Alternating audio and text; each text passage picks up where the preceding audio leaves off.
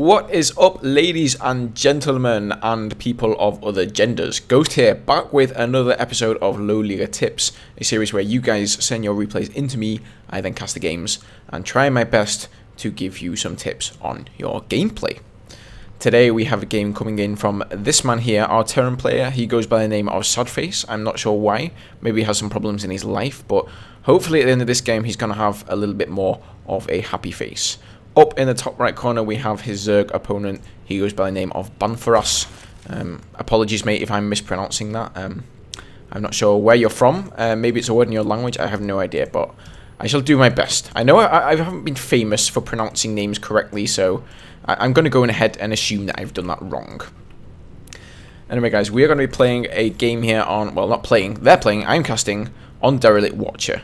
So, what can I say about this map? Okay, we've got a pretty nice little ramp there. Pretty standard down to the natural.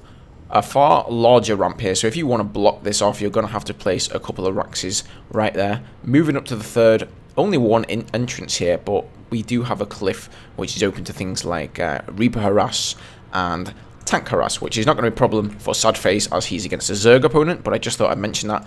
Moving down to the fourth here, a little bit more dicey and a little bit more difficult to defend. Destructive rocks here that you can, destructive debris that you can choose to destroy to gain easier access into this fourth down there.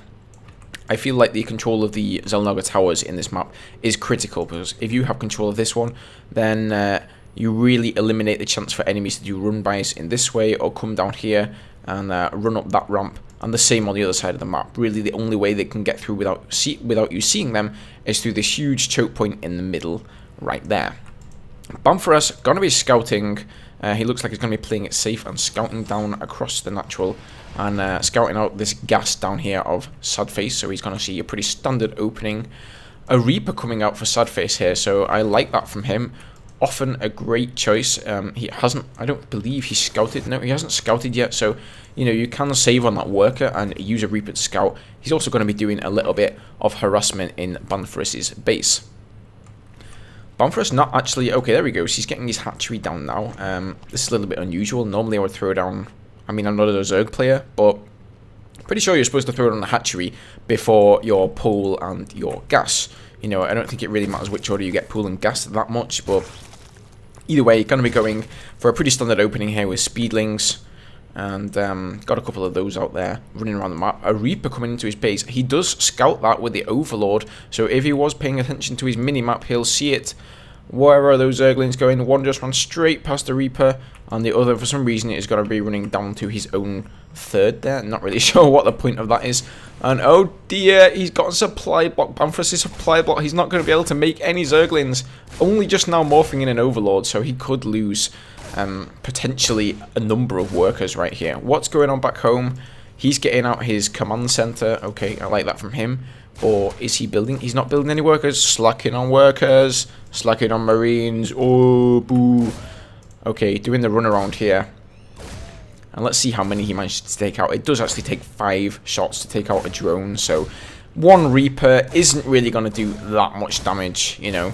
Banforas, however, has been completely overreacting, chasing that one Reaper around with his entire army of drones. So he's, you know, he has done quite a lot of damage there via stopping him actually mining. Speedling upgrade almost done there for Banforas. However, I feel like back home he wasn't really macroing as he should have been. He slacked on that a bit to do the ring around, do the run around with the Reaper. But he does see gas, which Banforas has gone ahead and thought, you know what, I'm just not going to put any workers in there. I think I'll just skip that. Just get the extractor, you know, just it looks cool and all. So don't really know what he's thinking there. Hasn't transferred any workers to his natural. And I do have to apologise because normally I should be commentating on the Terran's play, but you know, he's really not that bad compared to his Zerg opponent. I think I know where this game is going. It's not looking great for Banforas at the moment. This is, by the way, I think I forgot to mention at the start of the game, it's a Gold League replay, so don't expect the highest of play by any means, but hopefully for some of you players out there who are in Gold League, or, you know, even lower in Bronze or Silver, you can take away a few tips in this game. Now, very strange hotkeying here from Sadface. I'm not sure why he has decided to go for putting his command centers on 1 and his barracks on 2. Banforas here is going to scout out that natural. He has an overlord there. No problem taking out that Zergling, but he knows that his natural is out now, so we should expect to see one of two things from Banforas: either some early aggression, which is not really going to be that early anymore because we're already at the 7-minute mark, or we should see him more likely throwing a third down here to equal the Terran's 2 bases, as really a 1-base Terran is equal to a 2-base Zerg. And sadly, he doesn't seem to be doing either here. He is getting out some Zerglings, so he's definitely investing in units. Okay, 5 drones coming there for him. Both players doing okay in drones. Sadface up to 28, actually overtaking the Zerg player, so that's rather unusual here, as our Zerg player has decided to get out quite a number of Zerglings. Baneling Nest has gone down. Does Sadface know about this? No, he doesn't. So that, well, may be something interested. And Sadface has actually gotten himself supply blocked here at 46. He's going to be doing the good old throw down 2 supply depots to bail yourself out. He does have 50 energy in the command center, so, and even 100 here, so he really could afford to bail himself out of that by calling down supply. It's a bit of a call whether you're going to, you know, waste the minerals from not getting the mule and you're going to call down supply. But at this time, if he knows what his opponent is doing and his opponent is still on 2 base, I would be worried about a Baneling bust. So I'm not sure whether I agree with his decision to just build supply depots and wait it out. I probably would have called down supply in that instance. But nevertheless, it doesn't look like any imminent threat is incoming. It looks like Banforas is going to concade himself in here with a couple of evolution chambers as blocks, along with a couple of crawlers there. Spine crawlers, that's the one. I was looking for that word. So he's going for, clearly, Widow Mine Bioplay. And we're going to see how that pans out in this game. Throwing up a 3rd command center here, so I like this from him. He's hopefully, I would really like to see him apply some pressure as he sort of tries to take his 3rd, try and keep Banforas' mind on defending his own base and not checking this 3rd, because he's already ahead. He's 2 bases to 2 Zerg bases, so he definitely has more than a better economy. He's actually fallen a little bit behind in the worker production here, so has he sort of forgotten to build workers? How are we doing on worker management? Okay, he's got 12 down here and 15 here, and he actually has this command center rallied to here. What I usually do as soon as I expand, just gonna, oops, pause it for 1 second there, guys. You know, with Heart of the Swarm, we have this worker number here, so you can see how many workers you have on mineral patches at that particular base, at that particular command center. So you can easily go, okay, I've got 16 workers here. What's half of that? 8. Grab 8 workers, send them down to this base, rally this command center to these minerals, and rally this command center to these minerals. And that way, you're always going to have equal workers at both, well, at all bases is the idea, you know, on your mineral patches, and you're going to be building them at a steady rate. Really macroing these all the way down to this command center is just a waste of mining time. Those SCVs are going to have to travel all the way down there. Now again, coming back to the hotkeying, first of all, I don't see any units hotkeyed whatsoever. So if you get attacked and you need to jump to that attack, you want to jump to having your unit selected ASAP. It's really important to actually be able to do that. So that's pretty bad from Sadface. I don't really agree with this having command centers on 1 and having all production facilities on 2. Personally, how I have it is how most other players have it, and that is to have 1, 2, and 3 for unit groups, 4 for command centers, 5 for racks, 6 for factories, and 7 for my starports, and then 8, 9, and 0 you can use for your engineering bays, armories, upgrades, that kind of thing.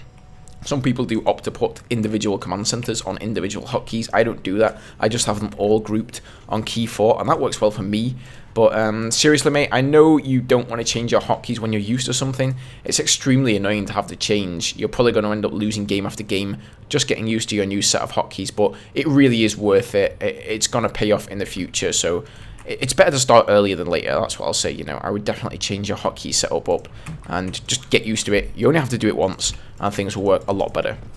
Sadface moving out here with a considerable army. He's got quite a lot of bio there, around 6 widow mines. So we'll see what he's going to do to Banforas here, who has a number of banelings, 10 banelings there in the main, and plenty of zerglings that he could morph. So we'll see what he's going to do. He could, of course, choose to go roaches, which are fairly effective against those widow mines. They can easily absorb 1 blast from the widow mine, Moving up here into the Spore Crawlers. Little bit of a standoff going on. Banforas doesn't want to go down. He probably knows about those Widow Mines.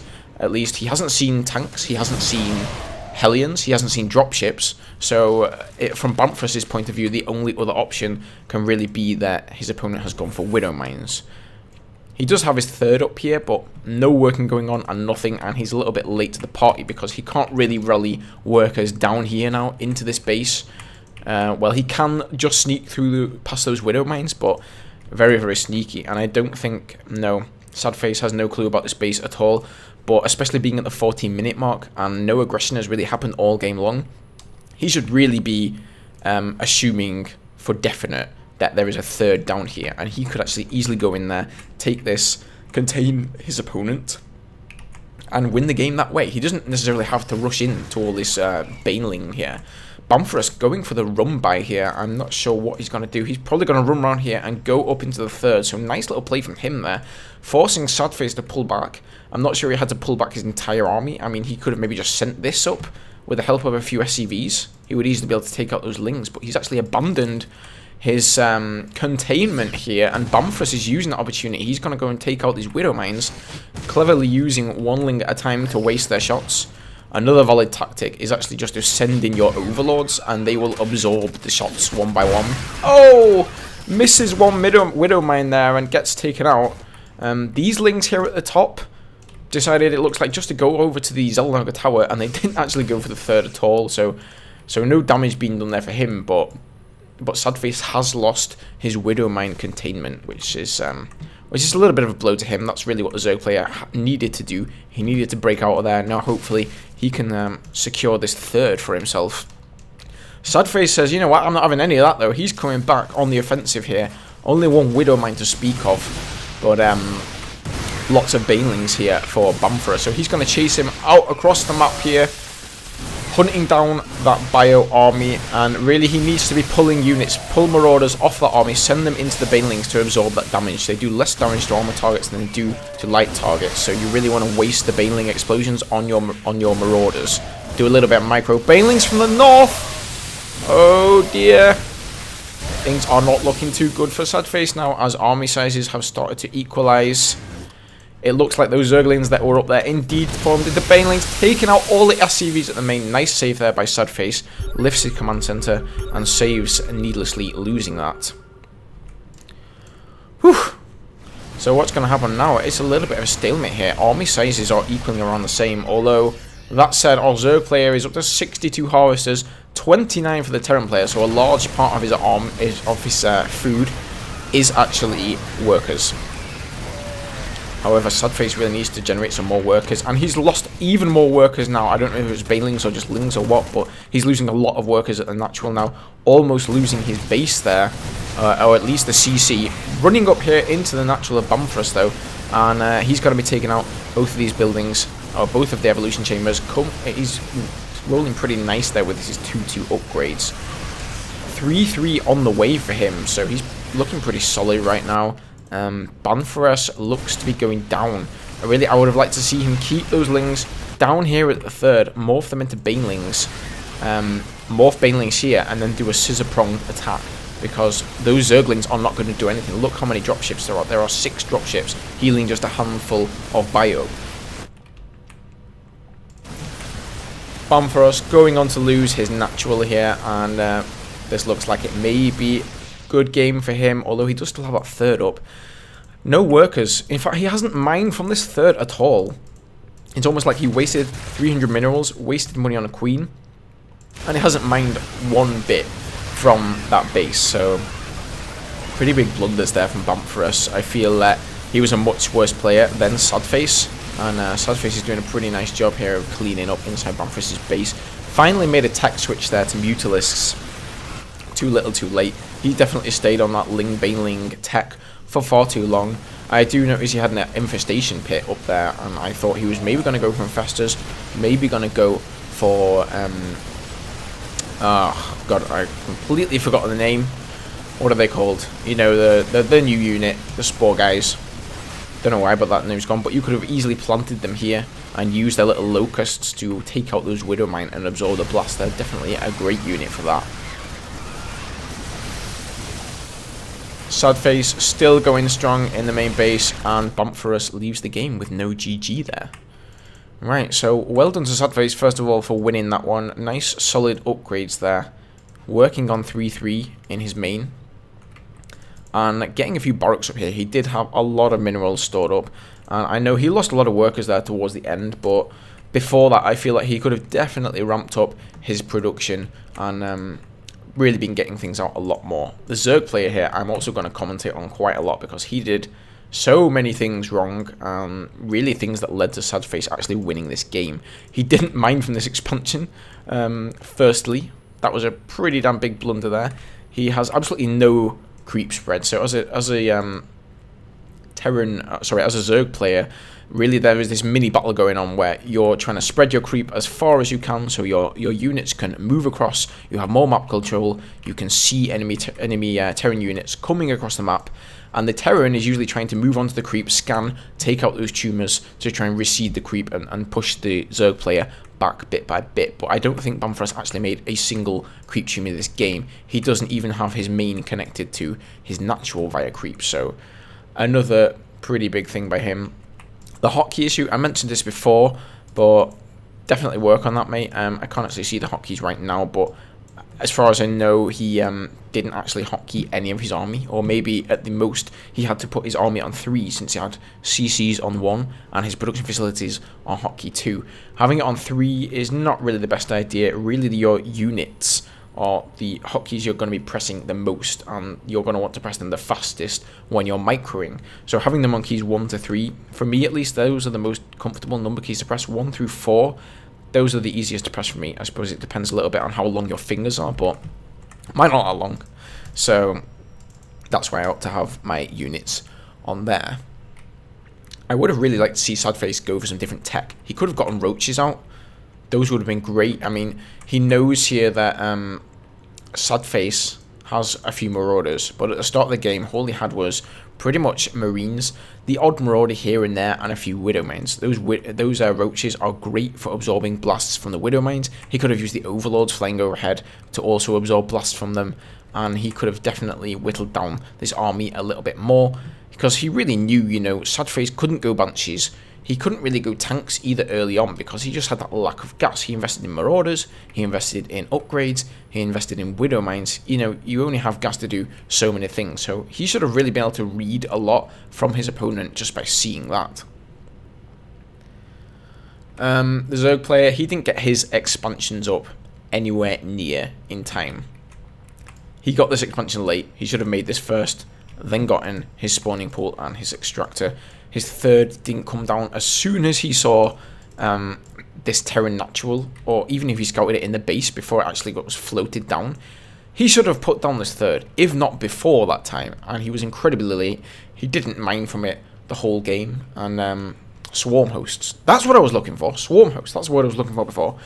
He could have put some of those down. I mean, he built an infestation pit, so I'm wondering if he was thinking about going for swarm hosts or infestors.